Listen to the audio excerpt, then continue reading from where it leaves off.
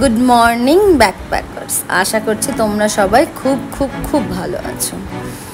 আজকে আমি ঘুম থেকে উঠে পড়েছি আর জাস্ট আকাশটা দেখো, এত সুন্দর লাগছে। একবার অলরেডি বৃষ্টি হয়ে গেছে, তো আবার বৃষ্টি শুরু হয়ে গেছে, যেটা দেখে আমি একেবারেই লোভ সামলাতে পারিনি আর আমি চলে এসেছি বৃষ্টিতে ভিজতে। কারণ এরকম বৃষ্টি তো আমি দিল্লিতে পাই না, তো এরকম বৃষ্টি দেখে আমি আর সত্যি নিজেকে সামলাতে পারিনি। ভাবলাম আজকে একটু বৃষ্টিতে ভিজেই স্নানটা করি। তো স্নান ধান করে আমি একটু বাগানে এসেছি, কারণ এই সময় বৃষ্টিটা থেমে গেছে আর রোদও উঠেছে। তো আমি এসেছি বাগানে। জাস্ট এই বাগানটায় আসলে আমার জানি না কেন আমার মনটা আপনি আপ ভালো হয়ে যায়। কারণ এই বাগানটাতে আমার বাবার হাতের ছোঁয়া, সমস্তটাই আমার বাবা নিজের হাতে তৈরি করেছে এই বাগানটা। আর এখানে এলে আমার মনে হয় যেন আমার বাবাই আমার পাশে আছে, আমার বাবাকে ছুঁয়ে যেন এই বাতাসগুলো আমার গায়ে লাগছে। আর এখানে যত গাছ দেখছো সব আমার বাবার হাতের গাছ। এই লেবু গাছে প্রচণ্ড পরিমাণ লেবু হয়েছে, প্রচণ্ড মানে অনেক লেবু হয়েছে এখানে। আর লেবুগুলো এত বড় বড় হয়ে গেছে, তো প্রচুর প্রচুর লেবু হয়েছে। কিন্তু এর থেকে বেশি আমি আর আগে যেতে পারবো না, কারণ এখানে প্রচুর জঙ্গল। পেছনে যত আম গাছ দেখছো সবগুলোতে আম ভর্তি, জাম ভর্তি, মানে প্রচুর ফলন হয়েছে গাছে। কিন্তু আমি এদিকে আর যেতে পারবো না। আর এই দেখো কারি পাতা, যেটা আমাদের ওখানে পাওয়াই যায় না। গাছ এত দাম নেয় কিন্তু পাওয়া যায় না। আর আমার এখানে ঝোড়ে জঙ্গলে হয়ে রয়েছে। এটা আরেকটা লেবু গাছ, যেটার মধ্যে অনেক বড় বড় লেবু হয়েছে। আর এটা পুরোটাই আমার বাবারই তৈরি। যত গাছ দেখছো সমস্ত গাছ আমার বাবা নিজের হাতে করে লাগিয়েছে এই গাছগুলো। এরপরে দেখো এই যে আকাশটা, এই আকাশটা যতবার আমি দেখছি ততবার যেন মনে হচ্ছে আমি এই আকাশের প্রেমে পড়ে যাচ্ছি, এতই সুন্দর। আর এই যে এত করমচা হয়েছে গাছটাতে, পুরো গাছ ভরে গেছে। আর তোমাদের দেখাই, এটা হচ্ছে খারকোল পাতা, বা যেটাকে অনেকেই বলে ঘ্যাটকোল পাতা। খুবই টেস্টি হয় খেতে, খুব ভালো লাগে খেতে।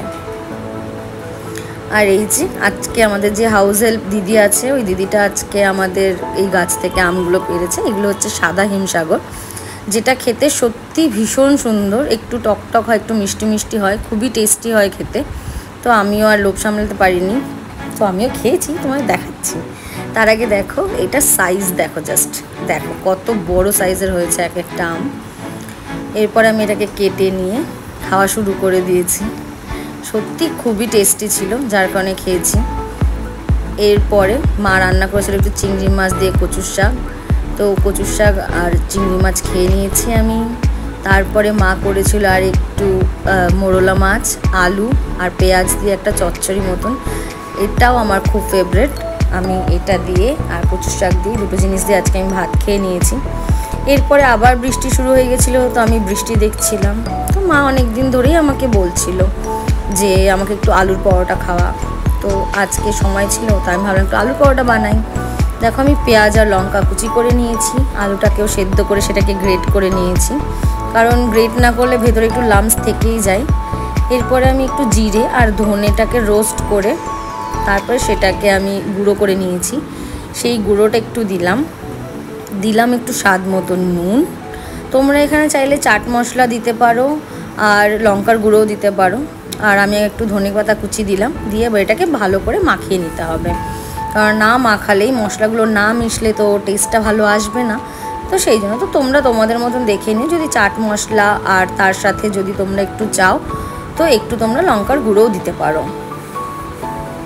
এরপরে মা এই আটাটা মেখে দিয়েছিল, আমি বাস এবার আটাটার মধ্যে পুরটা ভরে নিয়েছি। ভরে নিয়ে এবার হালকা, মানে খুব বেশি ফোর্স দেওয়া যাবে না, হালকা করে এটাকে বেলে নিতে হবে। কারণ বেশি চাপ দিলে কিন্তু ভেতরের পুরটা বেরিয়ে যাওয়ার চান্স থাকে। তো চলো এবার বেলে নিই।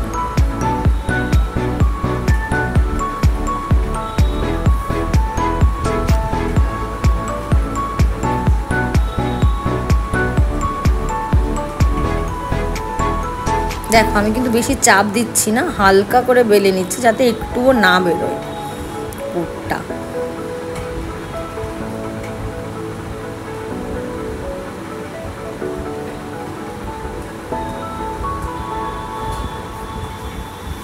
দেখো আমার বেলা হয়ে গেছে। এবার প্যানটাকে গরম করে আমি এটাকে সেঁকতে দিয়ে দিয়েছি, ঠিক আছে। একটা দিক একটু সেঁকা হয়ে গেলে তারপর এটাকে আমি উল্টে দেব।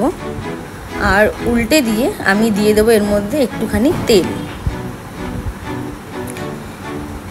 এই তেলটাকে এবার চারিদিকে একটু লাগিয়ে নিতে হবে, মানে চারিদিকে একটু তুমি ছড়িয়ে দিলে চারিদিকে সমস্তটা মিশিয়ে তারপরে এইটাকে আমি এবার দেব, উল্টে দেব।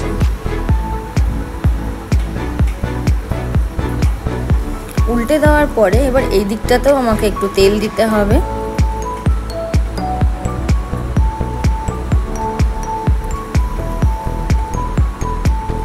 এই তেলটা দিয়ে এবার এই তেলটাকে আমি এইদিকে চারিদিকে একটু লাগিয়ে নেব।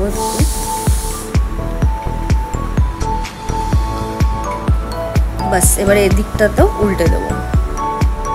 দেখো কালারটা কি সুন্দর আসছে না? তো এরকম করেই ধীরে ধীরে দুপাশটাই ভালো করে ভেজে নিতে হবে। আর এই দেখো এটা মা ভেজেছে, যেটার ওপর দিয়ে পেঁয়াজ, ধনেপাতা, আলু সবটাই বোঝা যাচ্ছে।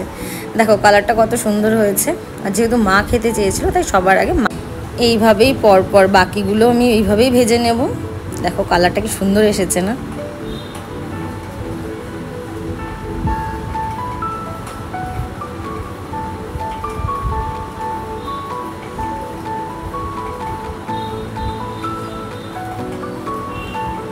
এরপরে দেখো আমি একটু রেডি হয়ে গেছি, ভাইও রেডি হচ্ছে ওদিকে, কেননা ভাই আমাকে বলছে চল তোকে আজকে একটা জায়গায় নিয়ে যাব। তো দেখো আমি রেডি হয়ে গেছি, ভাইও রেডি হয়ে গেছে, পারফিউম লাগাচ্ছে। চলো ওরও পারফিউম লাগানো হয়ে গেছে, যাওয়া যাক। এটা আমাদের 34 নং জাতীয় সড়ক, যেটা এতটা চওড়া আগে ছিল না, এখন অনেকটা ব্রড করে দিয়েছে, অনেক সুন্দর, এত লাইটিং হয়ে গেছে। একটা সময় যখন আমি এখানে থাকতাম আর কি, তখন এই জায়গাটা অন্ধকার থাকতো 34 নং জাতীয় সড়কটা, কিন্তু এখন অনেক লাইট হয়ে গেছে, এখন অনেক চওড়া করে দিয়েছে। এই রাস্তাটা ছিল একটা সময় যে সময় আমি টিউশন যেতাম বা স্কুল থেকেও ফেরার সময় বা স্কুলে যাওয়ার সময় অনেক সময় এই রাস্তাটা ইউজ করতাম, কারণ দরকার হতো। আর আজকে এখন সেই রাস্তাটা দিয়ে যাচ্ছি, অনেক নস্টালজিক ফিলিং হচ্ছে। তো দেখি ভাই এখন নিয়ে যাচ্ছে, তো চলো যাই।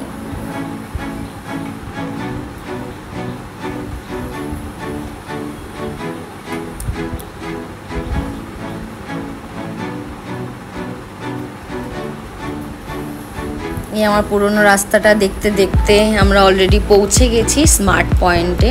কিছু জিনিস নেওয়ার আছে, তো দেখি। এই যে ভাই এখানে জিনিসপত্রগুলো দেখছে যে ও কী নেবে।